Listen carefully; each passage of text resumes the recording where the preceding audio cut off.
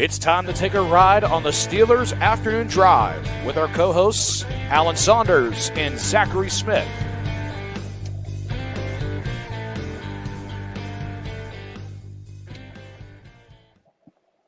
Get in the van. We're going for our Steelers Afternoon Drive. I'm Zachary Smith. That is Aaron Saunders. Aaron, how we doing? Doing good. Had a very, very frustrating day again. But we're over it now. We're past. Everything has just been late all day. Like I was late, and then everything has just been.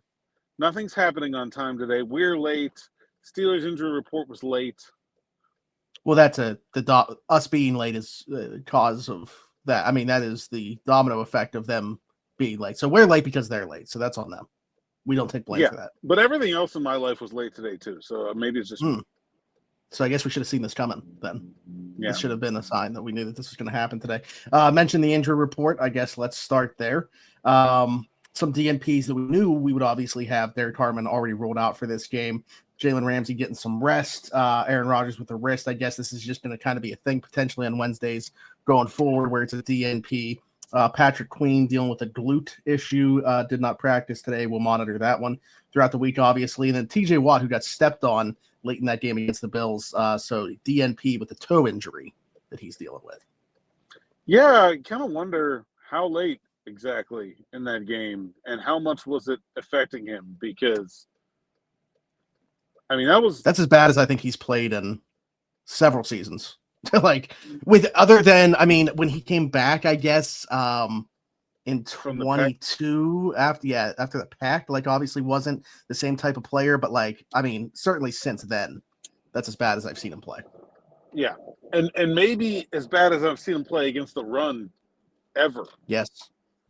Right, because when he came back from that pec injury, like he didn't really have sort of the pass rush explosiveness that we've come to associate with him, but I thought he was still fine against the run. They ran for 100 yards at TJ Watt. Yeah. That's an unbelievable sentence. And that hasn't. Everybody's making something obviously of like you see the get off number getting slower and slower, obviously as the years are going on. Early in the season, though, was still very good against the run. So it's not like this has been a season long thing. Just like particularly in this game was not good against the run.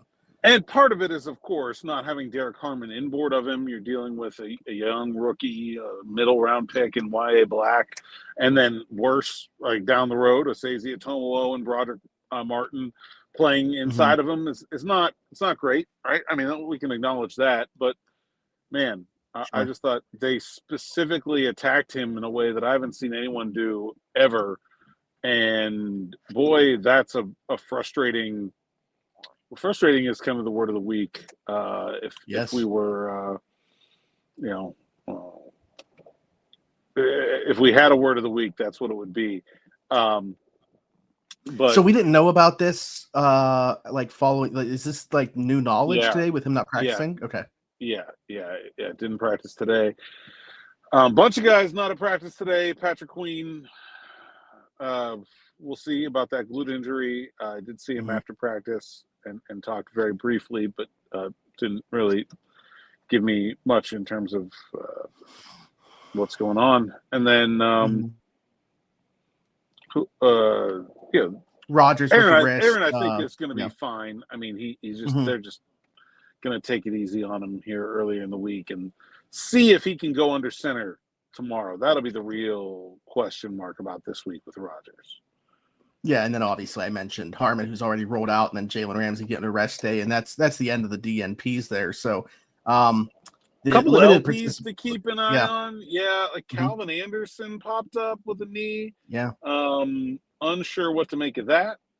They practiced inside today. I swear they have like two guys get hurt every time they practice inside. It was pretty funny that Mike Tomlin was asked after the game. I guess people make the biggest deals out of stuff that just doesn't matter. It's like Rodgers makes some offhand comment about it wasn't a great week of practice, doesn't really mean anything. And then so somebody asked Tomlin about it on Tuesday, and he's like, well, it's cold. Oh no, I think Rodgers actually said sometimes you don't get the best practice in the cold. So someone asked Tomlin should you practice more inside? And I'm thinking in that press conference on Tuesday, every time they go inside, somebody gets hurt. And they were inside today. And I think TJ was hurt in the game, obviously. I don't know when Calvin Yeah. Anderson, he didn't play, so he didn't get hurt in the game.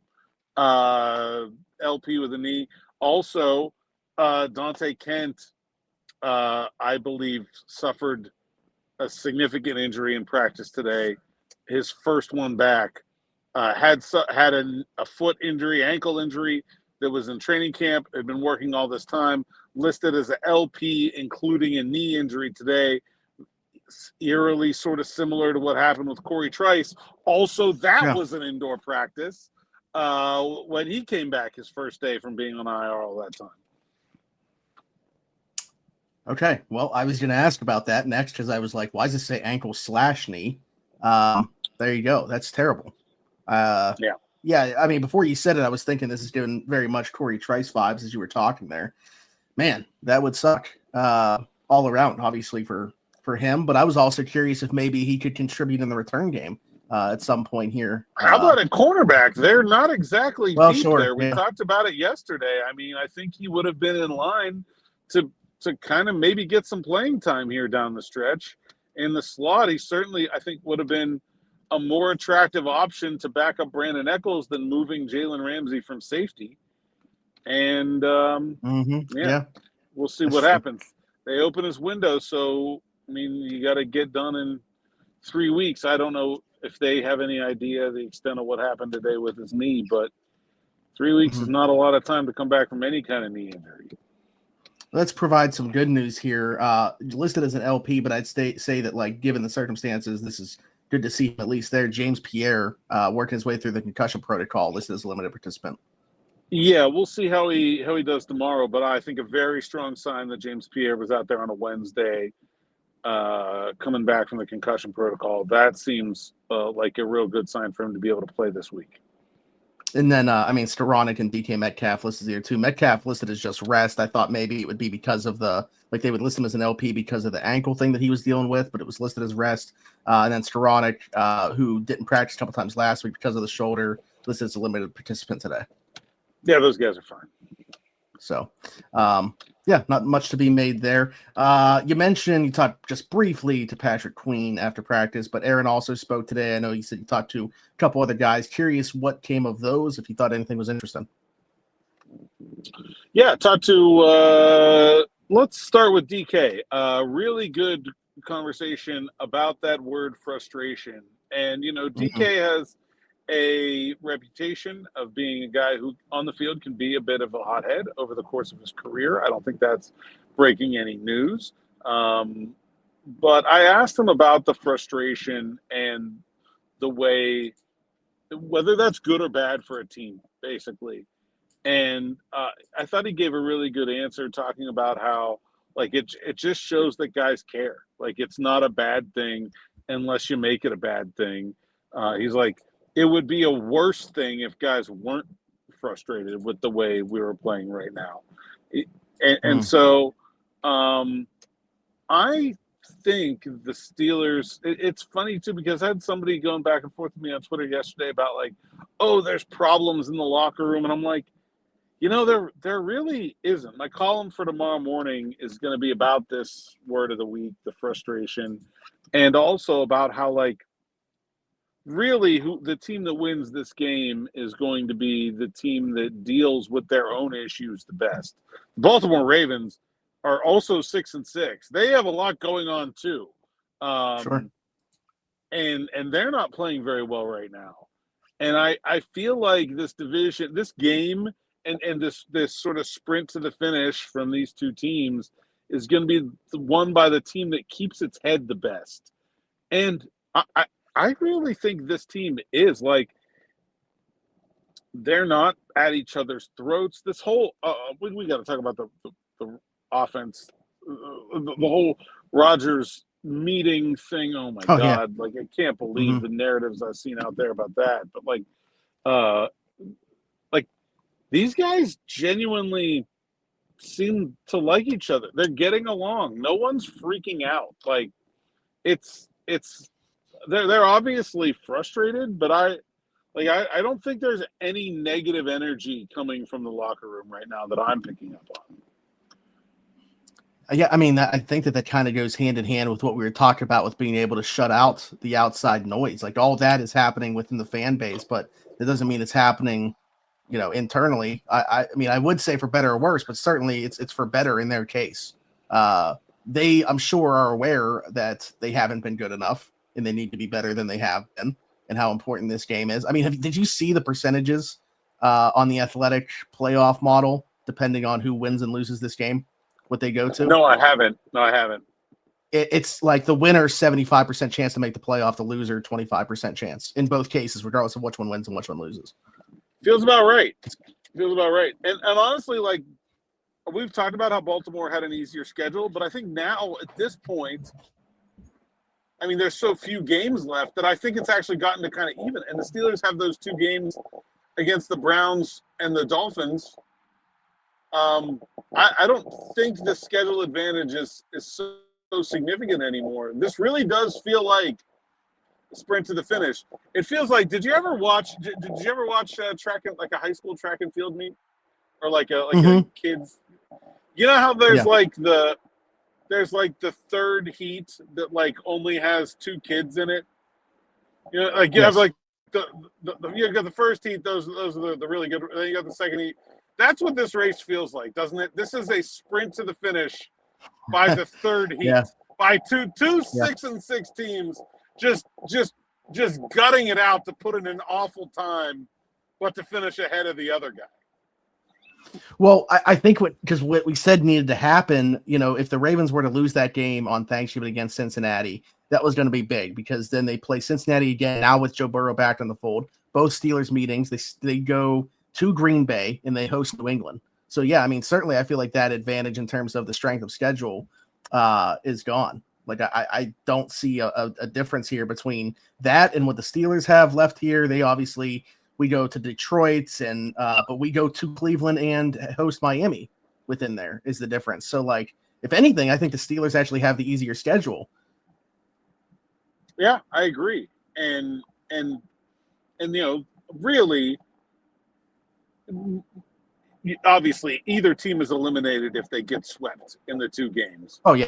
But honestly, I think the Steelers should feel okay about a split at this point.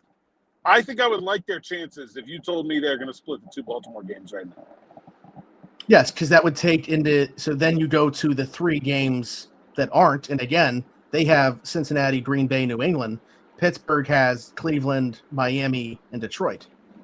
Detroit obviously going to be a tough one in Detroit, but yeah, I mean, say we win 2 or 3, they win 1 of the 3. I mean, and that one would be was the Baltimore? Yeah, that one was in Baltimore, so it's in Cincinnati. They still have to go to for the second meeting. Yeah. So yeah, all right. Let's talk about this. Meetings. Let's talk about meetings because, oh my God, the stuff I've seen in the last 2 days about.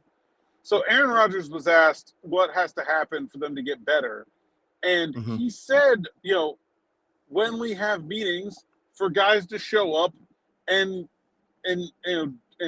just do their job.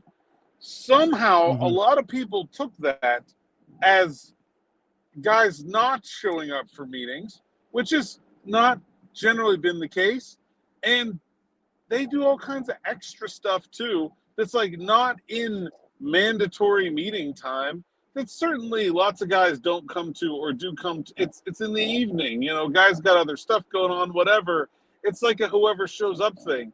His point was when guys show up to do their job, to look at things critically and figure out what went wrong. And like I was talking to DK Metcalf today, Rodgers had some people over his house last night. DK was like, I wasn't there. I meet with him and Arthur on Tuesday mornings. Like, it doesn't, like nobody's, I don't know, people just latch on to the weirdest, dumbest stuff. Also, Smitty, I got to be perfectly honest. I think if Aaron Rodgers and this receivers met for every waking second from last Sunday's game to this Sunday's game, they literally moved in together. They bunked together. They carpooled. They were never not with each other for every second from that loss to this loss. Still, nobody's going to be open against the Baltimore Ravens because the problem is that they stink, not that they go to meetings or not go to meetings. I mean, I actually think it would be way worse if they spent that amount of time together because I think they wouldn't like each other as much as they do. So I think that they get a nice balance. The fact that we've seen this receiver group this entire year and people are latching on to meetings as a talking point in week 14 when ain't nobody been open the whole course of the season. Like, come on, people. I think it's easy to latch onto anything when things aren't going well. I think that that's honestly what it is. And I'll be honest, I didn't fall into thinking that is what he was saying, that there was somebody specific or a group of people that were regularly missing meetings and he was calling them out for it. I just thought it was a general because he wasn't. Like, that's because he wasn't. Let's be clear. Yeah. You interpreted what he said correctly. Mm-hmm. Yeah. But there's a large contingent of the fan base that didn't and thought that he was specifically calling somebody out. Maybe because it was associated directly before talking about Jonnu running the wrong route or not getting the signal that he gave to switch the route. I guess better saying it. So I don't know. Maybe that's why. But I mean, let's be honest. Fans are idiots. This isn't related specifically to Steelers fans, but fans are idiots. So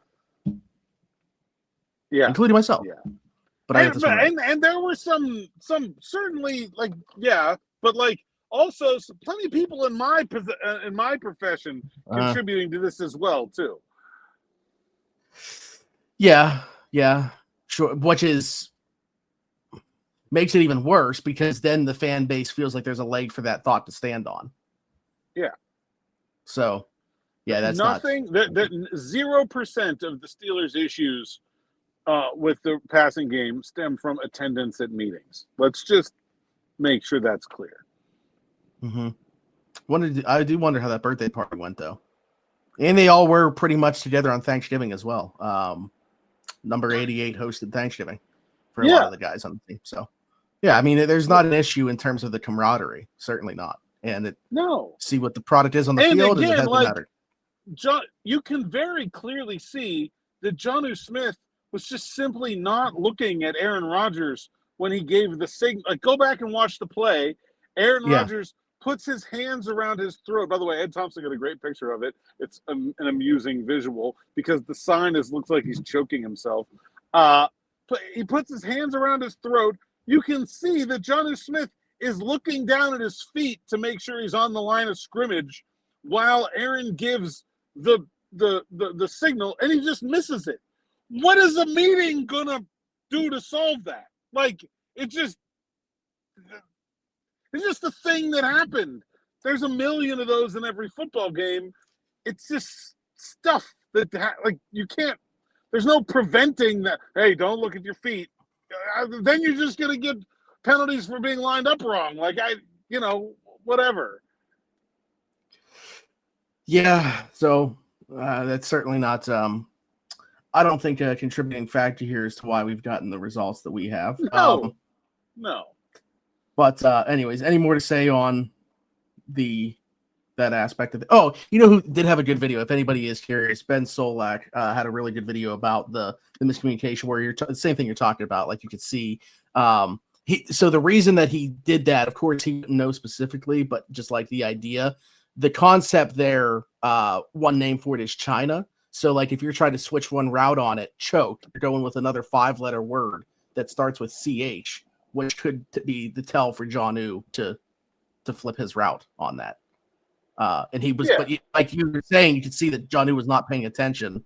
And then he looks back up and it looks like he turns to Pat and tried to ask him. And then by then it was too late. Yeah. I mean, there's just nothing you can do about that. It just is a thing that happens. I don't. Mm-hmm. Yeah. I guess you could have your other receivers on defense. A lot of times, one DB will make a call, and then you'll see everyone echoes the call. So if you miss it from the first guy, maybe you pick it up from somebody else. I guess you could maybe do that, but I've never seen an offense do that. Mm-hmm. Maybe you see it in college sometimes, but pretty unusual. Just the thing that happened. It's not something that needs, no meeting is fixing that. Absolutely. All right. Anything else to say on that front? I did want to get to a question here, and then we got actually quite a bit of viewer appreciation that needs to take place here, and listener appreciation take place. But my guy Tevin Carter here said, piggybacking off a question that was asked yesterday, I agree with Alan that Tomlin does prefer the experienced coaches, but do we think that is also a fact that Steelers aren't rolling in cash that bleeds over into the quality or size of the coaching staff? Kind of you get what you pay for. Also, McVay is one of the brightest offensive minds, has 5+ special assistants on offense. Raheem Morris has 4 extra defensive assistant specialists. Not to mention some teams have game management specialists. Football is still football. Doesn't necessarily equal wins, but feels like the Steelers lack the extra detail that dedicated resources could help. Also, shout out to Smitty for being on the Jim Leonard train. I knew he knew ball. Yeah, I think it's not been – maybe we haven't talked about it recently enough. One of my longest held beliefs is the Steelers coaching staff is too small. And I do not know if the Steelers coaching staff is too small because they don't want to spend money or because Mike Tomlin simply prefers it to be small. I've never been able to drive that wedge between Mike and Art. I've asked both of them about it. But I do believe that the Steelers coaching staff is too small, and I think it has hurt the team repeatedly over the years. I cannot tell you why it is. Tomlin says it's because he likes it that way, but that doesn't necessarily make that true. You know, he's not going to say, well, I'd like more coaches, but Art won't let me. So, you know.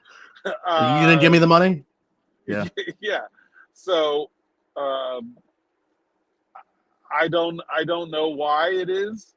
I do think it is too small, and I think they are at a disadvantage because of the size of their coaching staff. As far as quality, I actually don't buy that argument. I don't think I can recall a situation where there was like a coach that the Steelers wanted that they just got outbid for, where like more money would have been the difference maker. I can't recall that being a situation. Yeah, I mean, nothing comes to mind for me. I mean, just in terms of the quality, I think and maybe this goes hand in hand with the thought that you're saying, but I just think a lot of people feel like they don't hire the best candidates because of the money aspect of things. But again, there's no necessarily fact behind that. It's just a thought that people have. I mean, they certainly do not have one of the more expensive coaching staffs in the league. I mean, that's not public information, but it's probably one of the cheaper, both because of the size and they just don't spend that much money on assistant coaches. But again, like I said, like I have a hard time thinking of someone where they really wanted them and they couldn't afford them. And I'll say the other one is that like there are relatively few instances of guys leaving for more money too. Like, so I don't know. It is definitely they definitely are spending less money than other people on coaching. That's pretty clear. How much that matters, I don't know. I also think like very similarly to like you don't spend a lot of money at wide receiver when you got Ben Roethlisberger at quarterback. I also feel like there's a part of the theory here that like, what do you spend a lot of money on a defensive coordinator for when you have Mike Tomlin, who's going to run? In theory, that should be true, anyway. And also the amount of money and resources they spend in the players on that defense. I mean, correct. Yeah. But I will say, I mean, that to me has been a shortcoming for them. I do think they've spent more on offensive coordinators. Like, I think Todd Haley got paid. I think Arthur Smith is getting paid. I don't think you would get those guys without paying them. Yeah. Yeah. To me, I mean, I know I don't want to harp on this too much because it's the same conversation we've had before. But, like, if you were to just ask me one specific part of this coaching staff where they're lacking, to me, the issue was not with not retaining Brian Flores. That was not on the table. The issue was not replacing that position on the defense. 100%. And I don't even think that would have taken that much money because I think very similarly to the Brian Flores situation that there are always coaches. Gerard Mayo and Antonio Pierce are not working, right? Yeah. Am I wrong on that? Like, no, Antonio Pierce is like in does some stuff in TV, but yeah, but not coaching, right? yes. Like, why wouldn't you? Like, Mike Tomlin is an extremely popular guy in coaching circles. He's very well liked. We've seen this work for Alabama with Nick Saban, where he just brought in guys. Lane Kiffin came in, Steve Sarkisian came in. All these guys that had issues, that had failure, came in, worked one. Bill O'Brien did it, worked 1 year for Saban, and then went on to something else. There's no reason they couldn't have turned that senior defensive assistant position into Mike Tomlin's coaching rehab and brought and look, those are all guys that have made money. And the point of them coming here would be to get them to a point where they're going to make money again. They would not need to be highly paid for their 1 year of Mike Tomlin coaching rehab. Like, it would have been an easy plan to enact. And I think it's an organizational failure that they did. Yeah, 100%. I'm hoping that there's not a massive failure done by the Pro Football Hall of Fame this time around when it comes to LC Greenwood. And I know you spent your morning rush talking about it. Really cool to see him get to the finals here, which makes him amongst the final three, correct, of this class, the senior class, the way it's put in. We got a really cool comment on this morning rush from a member of his family.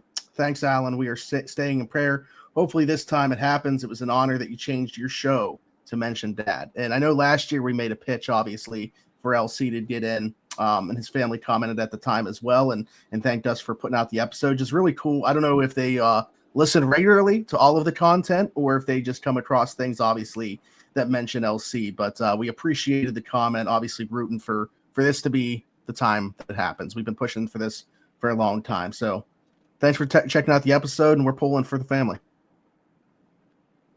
Yeah, good stuff. That was really cool to see that comment today. Made my day for sure. What was the, if you don't mind, maybe I shouldn't ask because you're going to end up making it tomorrow. I'm curious what the morning rush was supposed to be. That you switched up the show. Yeah. I'm actually not going to do it tomorrow probably because I very rarely have time to do a whiteboard episode on a Thursday. Oh, okay. So I was going to break down the play that Buffalo ran like 11 times against the Steelers. Oh, okay. I got you. I said I want to give a bunch of shout outs today. I don't know if Alan, how aware you were prior to starting to get tagged and stuff and seeing screenshots, but every year Spotify Wrapped is like a big thing, takes over Instagram and Twitter, and people tagging their favorite artists and what podcasts they listen to. And actually really cool to see us be a part of all of that today. We got a bunch of people that were tagging us in it. Jonathan Shorter on Instagram, my guy Alex Tapia was sent it to me on there as well, and we were in his number 1 and number 2. Stephen Haygarth sent me his. We were number 2, and it's funny because like a lot of these people, like it's either Carter or SNR Drive, and I'm like, oh, just a bunch of drives going on if we're right there with drives. So number 2 for Stephen Haygarth behind SNR Drive. Number 1 for Matt Brandon here, my guy Matt Brandon, who's always sending us questions. Butch number 2 as well. Nice to be in there. Corey Crabtree sent us his. We're in his top 5 as well. Jared Schwartzmeyer, number 1 podcast. Perk Raji, we are his top podcast as well. My guy Kobe. Wait, if Perk Raji has a Perk Rogers jersey, then he sits right below his press box because I saw it on Sunday. Oh, maybe it is. Let us know. If that is who you are, please let us know. I even replied and just said, thanks, Perk. So I'm hoping that's exactly who they are. My guy, Nicky Cold Cuts, we're sitting at number 3 for him. Number 1 for my guy, Kobe. Number 1 for our girl, Amy here. And sitting at number 4 in between. This is hilarious. Sitting in between this past weekend with Theo Vaughn and Bad Friends with Andrew Santino and Bobby Lee for our guys, Steel Family. So I gotta say, those are my favorites. Like, I really like. Sure, if you want to send me one where it's like us and Carter and SNR and Noah and whatever, like that's great. Like, I love all those guys, and that's fine. But it's really funny when you get like a group of podcasts, and it's like this person listened to, I don't know, like Joe Rogan and us. Joe Rogan, Call Her Daddy, and Steelers Afternoon Drive. And I'm just like, who are you people? What, like. Yeah, I mean, it's the podcast version of like it said. I listened to like 200 something different genres this year or whatever, and I'm like, that's the podcast version of that. I mean, I love the expansive. What is the ear version of like having a diversified palette, whatever the podcasting consumption version of that is. I appreciate the people that have a very expansive one. So that's awesome. Thank you so much, obviously, to everybody that watches or listens to this. I know we say it a bunch, but certainly on a day like today where we're getting tagged in a bunch of things because we're in your top 5 podcasts or even your number 1, we appreciate that. Yeah. Can we see like who the number 1 listener is on Spotify? Ooh. Does it work the other way? Can we see our top 5? That's a good question. I don't know. If I go on to Rap for Creators is here. Literally, I'm doing this in real time. Let's see what this is. I mentioned just a couple weeks ago that we now have this this ability to see comments on individual podcasts and stuff, and that's what I'm on right now, seeing if this will let me do this. But this might take a second. All right. Well, maybe we'll do this tomorrow. I was going to say. All right, but we also have a bunch of new shout-outs to give for people subscribing. Oh, yeah. To SN Plus. A whole bunch. So we actually had to cut this in half. So we'll do half of these today, half of these tomorrow. Mason Slattery, shout out. Maurice Magana, shout out. Randy Modal, shout out. Ivan Lara Ramos, shout out. And Alex Brodsky, who asked a bunch of questions I'm surprised wasn't already, shout out. I don't have the list in front of me, obviously, but a lot of variety of location in this batch too that I know. I think and so I'm gonna go back and maybe Friday, because I'm usually at my desk. Then we'll talk about the where all the new subscribers are from. So unless this is going to be more expansive, Alan, I can see a total here, but it doesn't show me a top 1. I will say 2.3 million minutes of listening time. We're up 80% from last year, from where we were at. 2.2 thousand people subscribed via Spotify, and 155,000 total plays. All right. It would be cool if it showed us, hey, this is the person that listens the most, or that would some be. I want to know. Well, because it tells people the other way. Like people can see their like top 5% or top. So like, who is the 1% of Steelers Afternoon Drive listeners on Spotify? That would be. I want to know who that. If you have it, if you're listening on Spotify and you listen every day, go check your Spotify Wrapped and see where you're at. Maybe we'll just figure it out through the audience, who the number 1. Yeah, that's true. We should be able to figure out I mean, the people that are number 1, it like tells them like you're a top 4% fan or something like that. I think the highest one that I saw actually was top 4. So I think I saw 3%. No. Never mind. Listen to this. Amy streams 11,615 minutes. You're a top 0.5% fan. 0.5.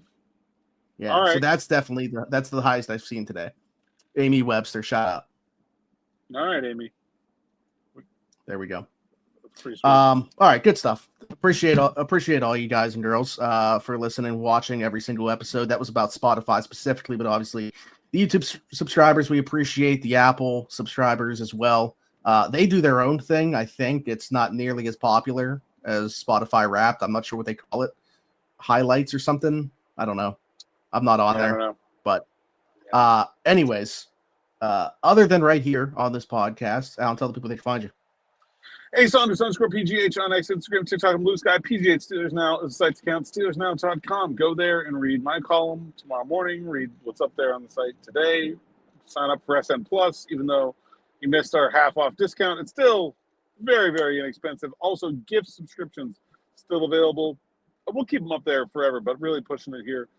Through the holiday season, I would say it's a great stocking stuffer, but it doesn't actually take any space in a stocking. You know what it's great for? It's great for like that person in your family that already has everything and needs nothing. This is what they need. They just don't know it yet. I like it. Great sales pitch. And then on YouTube, of course, that's totally free to subscribe to. We're at 17,000. And I'm going to go. Oh, man, he was on the receiving end of a highlight that is still going around even a couple days later. Gunnar Olszewski. 89. Oh, wait. Never mind. He's 80 right. Never mind. He's 80 right now. He was 89 for the Steelers. It doesn't work because we're at 80. Yeah. So, dang. I mean, Plax is too good for this. I think I said Johnny Holton before. Darnell's wearing it right now.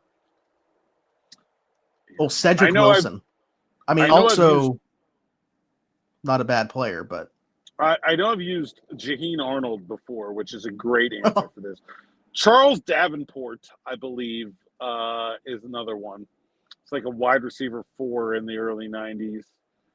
Okay. I'm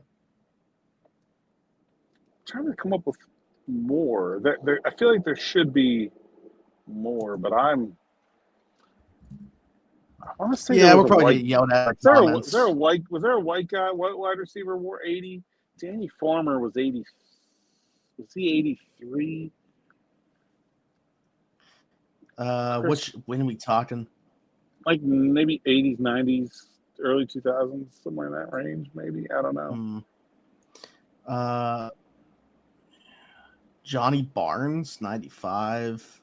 Matt Cushing, tight end, 99. Okay, he was a special teamer. I thought Cushing wore 48. Maybe he had a couple of stints with the Steelers, though, and he had a different number or something like that. I would have said Matt Cushing was 48. The history's awful here. Like, no one really stuck around for more than a season that was wearing this number. Theo Young listed as 87. Mark Stock. Mark Stock, yeah, that one track. Yeah. Wayne Capers. I got nothing for you there. It's not a good number. Not a good number for the Steelers. Anyways, be sure to like, subscribe, hit that notification bell, hit us in the comments. Your thoughts, anything that we talked about today, question for a future episode, all that good stuff. If you're listening somewhere else, Apple, Spotify, wherever your podcast from, we are there. Just search Steelers Afternoon Drive. Do the same thing on TikTok. While you search on all your listening platforms, be sure to leave us a 5-star review and subscribe, of course. And then you'll find me everywhere. Zachary Smith, PGH, for Alan Saunders, and myself. Thanks for jumping in. Take another ride on the Steelers Afternoon Drive.